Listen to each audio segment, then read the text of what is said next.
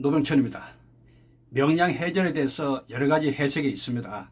저는 나름대로 이것을 분석해서 많은 곳에서 강의도 하고 책으로도 내고 또 발표를 많이 했습니다만은, 오늘은 그 구체적인 어떻게 해서 실제로 명량해전 당시에 이순신 장군이 일본군을 격파해서 물리쳤는가에 대한 그 부분을 조금 더 다루겠습니다. 보통 보면은 아주 그 기적 같은 그런 그 모습으로 그려지곤 하는데 실제로 맞습니다. 미스터리한 전쟁이면 틀림없습니다.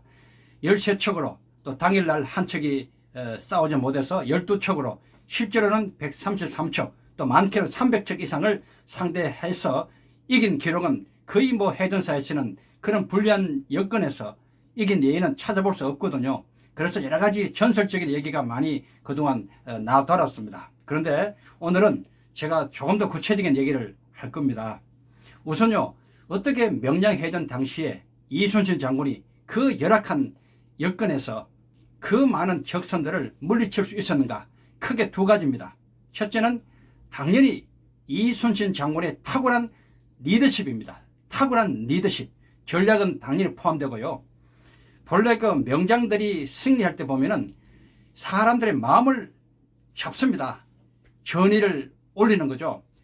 불안하고 또 두렵고 용기가 없는 그 상황에서 언제나 전쟁이라는 것은 그렇습니다. 서로 딱 마주치면은 누구나 할 것 없이 마음이 동요되고 혼란스럽고 불안하고 또 겁나고 이런 공포가 늘 오게 돼 있거든요. 그래서 그동안 역사에 나온 우리가 잘 아는 명장들이 있지 않습니까? 나폴레옹, 한니발 뭐 이런 사람들, 알렉산더 최고의 명연설가였습니다. 이순신도 사실 마찬가지입니다. 나폴레옹이 롬바르디 평영원을 향해서 알프스를 넘기 전에 그 유명한 연설을 하잖아요.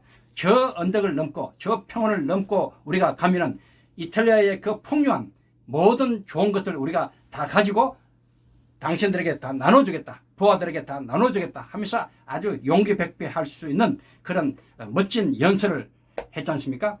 이것이 바로 탁월한 연설의 효과입니다. 마음을 움직이는 거죠. 부하들에게 싸울 수 있는 용기를 주는 겁니다. 동기부여를 하는 거죠.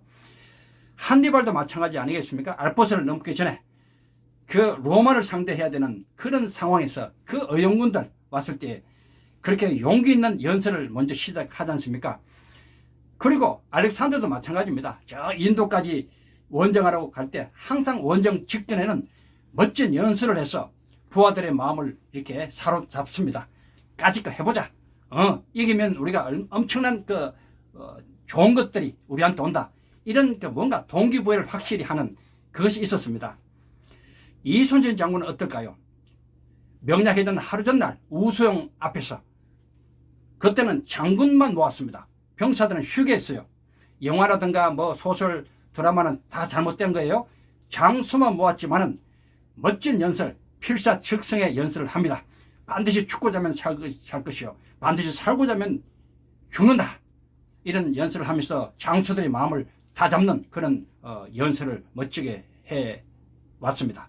다시 말씀드리면은 항상 최고의 명장들은 멋진 연설을 통해서 부하들의 마음을 이렇게 잡고 또 용기를 가지게끔 두려움을 용기로 바꾸는 그런 일을 먼저 하는 겁니다. 그리고 두 번째는 솔선수범이에요. 말로만 그냥 거창하게 해놓고 실제로 딱 전쟁이 터졌을 때 그 말한 장수 지휘관이 뒤로 빠지고 머뭇거리고 이러면 이건 말도 안 되죠. 그래서 모든 명장들은 앞서 나갑니다. 나폴레옹도 그랬고요, 한니발도 그랬고요, 또 알렉산더는 당연하고요. 먼저 앞으로 나가는 그런 솔선수범의 그런 모습을 보여준 겁니다. 이순신 장군도 똑같았죠. 네, 실제로 9월 16일 날 일본군들이 들어왔을 때 먼저 앞으로 나가버립니다. 부하들을 가자 해놓고 먼저 앞으로 나가는 솔선수범. 이것이 굉장히 중요한 겁니다. 그래서 첫 번째 명량해전의 승리는 이순신 장군의 탁월한 리더십입니다. 부하들의 마음을 사로잡았고, 그리고 실제로 위기 앞에서 먼저 앞으로 나가서 혼자 독전하는 그런 멋진 모습. 이것을 보고 부하들의 용기를 가지고 또 나오게 되지 않습니까? 이것이 명량해전의 정말 중요한 부분입니다. 그리고 두 번째는 바로 신인의 도움입니다. 명량해전 하루 전날 꿈속에 나타난 신인 기억하시죠? 제가 설명드렸죠? 난중 일기에 나와 있습니다. 제가 그것을 진본을 찍어서 발표를 했죠. 지금은 현충사 가면요, 이렇게 사본으로 전시를 했더라고, 그 장면을. 옛날에는 그것도 없었어요. 제가 신본을 찍어서 세상에 많이 알리니까 이제 현충사에서 사본을 가지고 그 위치에 난중 일기 그 위치를 펴놓고 이렇게 보여주고 있어요. 어쨌든 하루 전날 그 전전긍긍하면서 곧 있을 전쟁을 얼마나 걱정했겠어요, 이순신 장군이. 그러면서 잠을 못 이루고 있을 때 꿈속에, 이순신 장군의 꿈속에 신인이 나타나서 여차적 대첩, 이렇게 하면 크게 이긴다 라고 선포를 하지 않습니까? 이미 이긴 전쟁이다. 이런 용감한 장수에게 신인이 나타나서 그 확신을 주는 장면 기억하시죠? 네. 그 신인이 하는 역할이 두 가지가 있었어요. 제가 분석해 보니까. 이제 다음날 아침에 보니까 제가 새로 해석한 거 아닙니까? 기습을 당합니다. 그동안 많은 자료에서는 일본군들이 오기 전에 일자진을 울두목에서 12척으로 일자진을 치면서 기다렸다 이렇게 되어 있는데 그것이 아니고 실제로 들어와 버립니다. 안으로 완전히 들어와 버려요. 우성 앞으로. 원문을 보면은 회옹아재선이라고 되어 있어요. 우리의 배를 에워쌌다. 이순신은 난중 일기 첫머리입니다. 9월 16일 명량해전 그날의 일기죠. 일본군이 와서 회옹 이렇게 안아서 이렇게 휘 감는다는 겁니다. 안뜻이 이렇게 아재선 여러 배들을, 우리에 있는 배들을 안뜻이 들어와서 우리를 포위한 겁니다. 포위. 이미 나가서 일자진을 칠 수 있는 모든 것을 놓친 거예요. 아주 중요한 부분이에요. 이런 위기 속에서 이순신은 그대로 앞으로 나갑니다. 부하들에게 나가자! 안 나오거든요, 부하들이. 그래서 먼저 앞으로 나가버립니다. 나가서 기록에 의하면 1시간 정도 독전합니다. 혼자. 대단하지 않습니까? 자, 여기서 사실 기적이 일어납니다. 1시간 동안 버티는 것도 사실 이건 뭐 현실적으로 불가능합니다. 어떻게 모선이 그 일본군이 잔뜩 포위되어 몇 겹을 가지고 이렇게 포위를 한 상태에서 1시간을 견딘다는 거, 이것은 불가능하지만 어쨌든 견뎌냈거든요. 그럴 때 크게 두 가지 놀라운 일이 생깁니다. 이것이 바로 신인이 도와준 역할이 아닌가 저는 보고 있거든요. 이 신인은 종교에 따라서 하나님으로 볼 수 있고 또 나름대로 또 갖고 있는 신앙관에 의해서 그분으로 볼 수 있어요. 하늘이 도왔다고도 할 수 있고요. 첫 번째가 뭔가 하면요, 막 싸우고 있는데 마침 이순신의 기함에 타고 있었던 준사라고 하는 일본군 수병이에요. 수병. 이 일본군이 항복해서 귀순해서 이순신의 배에 마침 있었어요. 그러니까 일본 사람이죠. 일본 사람. 그래서 뭘 받는가 하면은 가만히 보고 있다 보니까 배가 타고 그냥 시체들이 떠내려가고 연기가 오르고 그냥 나무 조각이 막 가고 이런 그 험난한 바다를 가만히 보다 보니까 누구를 발견한 거예요. 누구? 네, 일본군 수군 대장입니다. 첫 번째 제대의 대장. 예, 구르시마 미치오사. 유명한 일본의 외장이죠. 이 외장이 누군가 하면은 자기의 이복형입니다. 이복. 그것도 배다는 형이에요. 이복형이 이순신 장군에게 당포해전에서 죽었어요. 이걸 복수하려고 사실은 일제대 제일 앞에 들어온 거예요. 이 구르시마 미치오사는요, 일본의 해적 왕이라 불리는 그야말로 싸움꾼입니다. 싸움꾼. 실제로 일본 가면은 구르시마 해협이 있어요. 구르시마 해협. 이 해협은 물이 돌아가요. 울돌목처럼. 여기서 훈련을 엄청 해서 들어온 거예요. 야, 이 해적왕 복수에 눈이 멀어서 제일 앞에 왔지만은 어떻게 하다가 죽었어요. 일본군 기록에 보면 이런 글이 나와 있어요. 보십시오. 나오죠? 예, 요걸, 예. 어떤 큰 우레 같은 데 맞아서 죽었다. 예, 죽었다. 마사다? 예, 이것이 마다시죠. 구르시마입니다. 이런 일본의 기록이 있습니다. 어쨌든 이때 구르시마가 죽어서 떠내려가는 것을 이 일본 군인 준사라는 사람이 본 거예요. 우리 조선군이라면 그것을 사실 식별하기가 쉽지는 않습니다. 그 엎드려진 그 시체들 가운데 자기들 대장이 죽은 모습을 본다는 게 쉽지 않지 않습니까? 그래서 준사가 저기다! 바로 일본군 대장이다! 이렇게 외칩니다. 그때 이순신이 놀라서 정말이냐? 정말입니다. 그래서 김돌손이라는 사람을 시켜서 사조구 이렇게 돌려서 이렇게 걸고 당기는 게 있어요. 사조구를 던져서 끌어내게 합니다. 그리고 보니까 일본군 대장 맞아요. 구르시마. 야, 이것이 기가 막힌 일입니다. 왜냐면요, 하필 그 배 안에 하필 일본군이 있었고 또 하필 그 시체 가운데 그것을 발견하게 했고, 그리고 어떤 일이 생겼느냐. 이순신이 그 구르시마의 목을 베라 해서 목을 탁 베서 올립니다. 올리니까 이때 어떤 일이 벌어지느냐.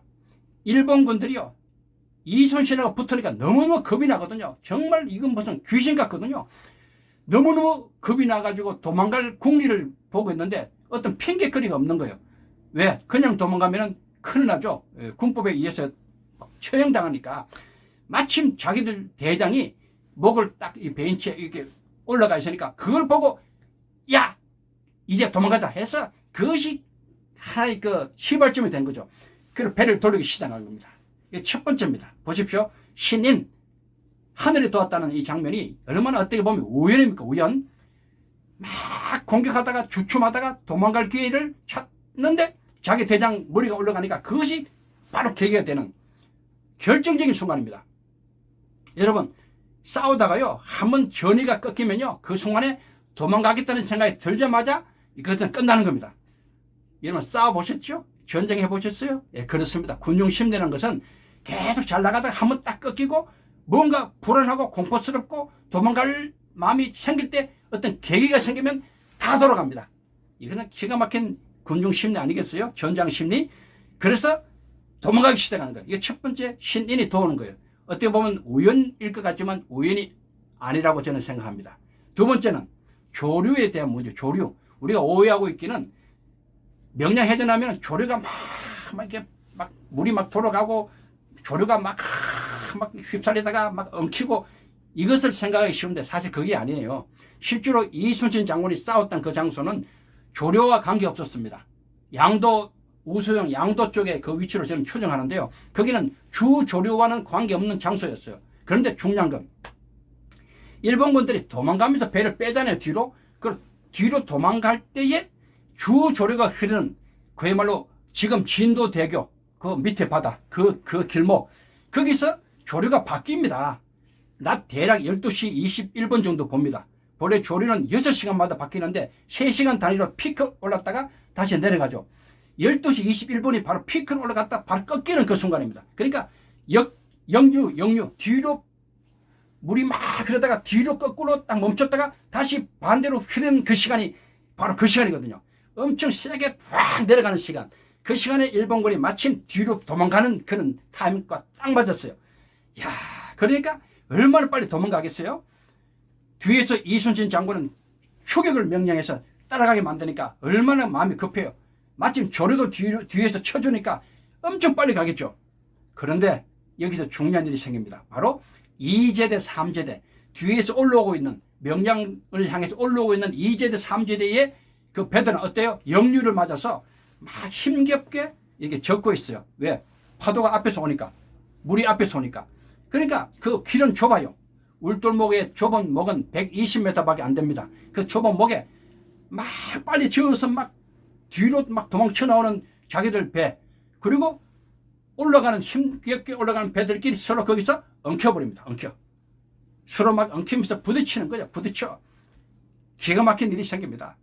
자기끼리 부딪히가 깨지고 박살나고 피섬 혈도라 그래요. 피섬이 거기서 생깁니다. 피가 막 엉켜가지고 바위 위에 그냥 잔뜩 피가 묻혀있는 그것이 피섬이거든요. 그래서 온갖 그냥 파괴적인 일들이 거기서 생깁니다. 그래서요 이런 일이 생겨요. 그때에 우리의 기록에는 없는데 일본군의 기록에 의하면 바로 일본군이 스스로 자기끼리 부딪혀가지고 깨진 배의 숫자를 90여 척으로 봅니다. 90여 척. 야, 보십시오. 이순신이 직접 격파해서 부순 적선의 수는 31척. 기록에 의하면 31척. 자기들끼리 자중질환에 의해서 부딪혀가 깨진 배의 숫자는 90여 척. 합치면 121척 이상이 그 현장에서 다 박살이 나버립니다. 121척. 전방에 온 배의 숫자를 300척으로 봐도 그냥 반 이상이 거기서 끝나버립니다. 더 이상 싸울 수가 없죠. 그래서 그 뒤에 오는 배들은 다 다시 도망가 버립니다. 이순신은 거기서 멈춰라 그럽니다. 더 이상 쫓아가지 말고 추격하지 말고. 왜? 우리의 피해가 또 생기니까. 그래서 이 명량해전은 사실 끝이 나는 겁니다. 여러분, 여기서 우리는 중요한 교훈을 얻을 수 있어요. 어떤 기적 같은 승리가 있는 그 배경을 보면요, 반드시 두 가지가 같이 갑니다. 하나는 지휘관, 여기서 말하면 이순신 장군 같은 지휘관의 탁월한 리더십과 전략, 이것이 아주 중요하고요. 기본적으로. 그리고 도와줘야 돼요. 하늘이 도와줘야 돼요. 아무리 탁월한 리더십 전략이 있어도요, 하늘의 도움이 없으면 또 이게 잘못될 수 있다는 것은 역사의 모든 기록을 보면 알 수 있어요. 저는 수많은 전쟁의 현장을 갔다 왔잖아요. 그런 기록들이 너무 많아요. 반드시 사람이 최선을 다해서 해야 될 부분이 하나 있고, 또 하늘이 도와야 될 그런 부분, 주로 말하면 하나님이 도와줘야 될 그런 부분이 당연히 있는 겁니다. 그래서 이 전쟁은 우리의 승리로, 이순신의 승리로 끝나고 조선이 구해지고 오늘날 우리 대한민국이 존재하게 되었다, 이런 생각을 하게 됩니다. 여러분, 한 가지 더 말씀드리면요, 일본군의 기록에 의하면 너무 창피하게 적기 때문에 철쇠라는 기록을 많이 남깁니다. 철쇠. 왜 자기 조상들이 12척밖에 되지 않는 그 조선에 이름도 없었던 장수에게 졌느냐. 최고의 장수들이 갔는데, 일본의 장수는 제일 앞에 누가 있었는가 하면은 구르시마 미치우사, 해적왕, 다음에 누구예요? 와키자카 야사오로. 이 장군도 최고의 장군이거든요. 이 와키자카 야사오라가 누군가 하면은 용인 전투에서 광교 산에서 1600명으로 얼굴에 가면 쓰고 우리 조선 군이 쉬고 있는 틈을 타서 그냥 왁 기습적인 공격에서 조선군 5만 명을, 무려 5만 명을 와해시켰던 최고의 기습전의 명수입니다. 와키자카 야사오로. 유명한 사람이죠. 이 사람이 도요토미 히데요시의 명령을 받아서 육지는 그만두고 바다로 내려가서 이순신을 막아라 해서 내려왔던 장군이거든요.